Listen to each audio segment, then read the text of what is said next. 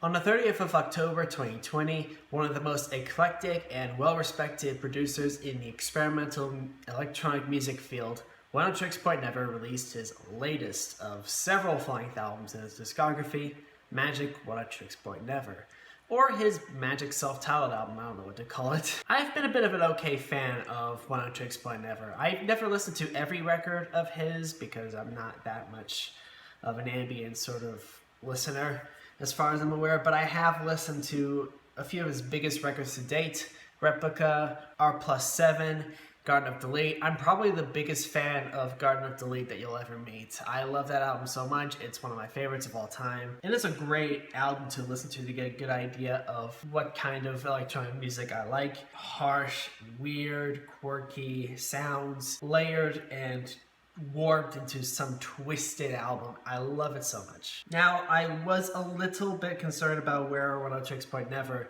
or Daniel Lopatin has been going lately. His previous album, Age of, I remember running into this album when it came out, and I gave it a listen when I was at high school, and then at one point I gave up and deleted it. I don't know how my music tastes fare with that album right now.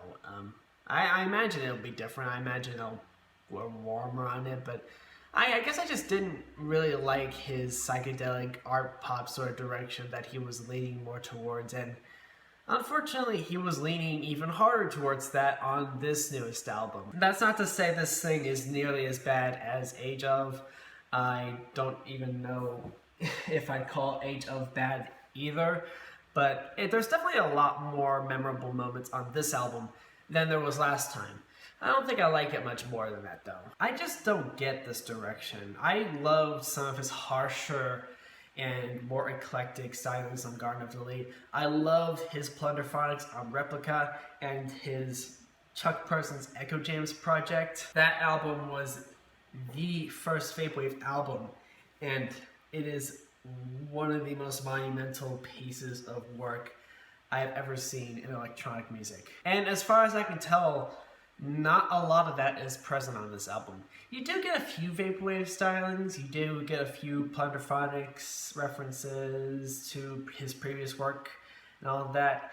Imago sounds so much like Maso from Replica. I don't know if I'm pronouncing that correctly. There's tracks like Auto and Aloe and Long Road Home at the front end of the album that do have some great lyrics and melodies, but the songs are just all over the place. They go completely off-road into some weird psychedelic sounding journey, pretending that it's adding anything to the experience. I'm very indifferent to a lot of choices that he made on this album.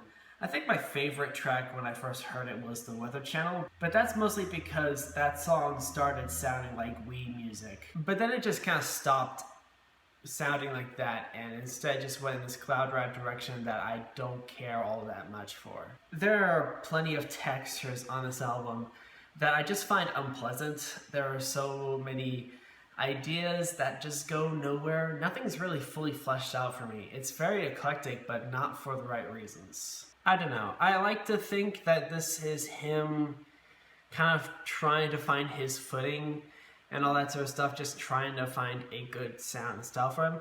And he feels like he did. From what I can tell, it's people are saying that it does sound like he did find his own style, but if that's the case, his style is just not for me. I'd much prefer listening to Garden of Delete or Replica or Echo Jams, maybe even R+7. It's been a while since I've listened to that though. I don't know. This album just really isn't landing with me much. I liked it even less than I did at first listen. I did find a lot of highlights on first listen, but so much of it shrunk with me on second. I'd probably give it like a 5 out of 10. 6 on a good day, but I'm just not into it. I hope going forward, Oneohtrix Never does try something different from this style, because with Age of and with this album, he tried something new, and he tried it again, and it kind of fell flat on its face. And it got a lot of polarizing opinions. A lot of hardcore fans really adored this album, and I'm happy for them that they enjoyed it, but I just think it's time to move on to something else. Thank you so much for watching. Please let me know in the comments what you want me to review next. anything from 2020 to 2021, 2020, 2020. I'll see you guys in the next episode.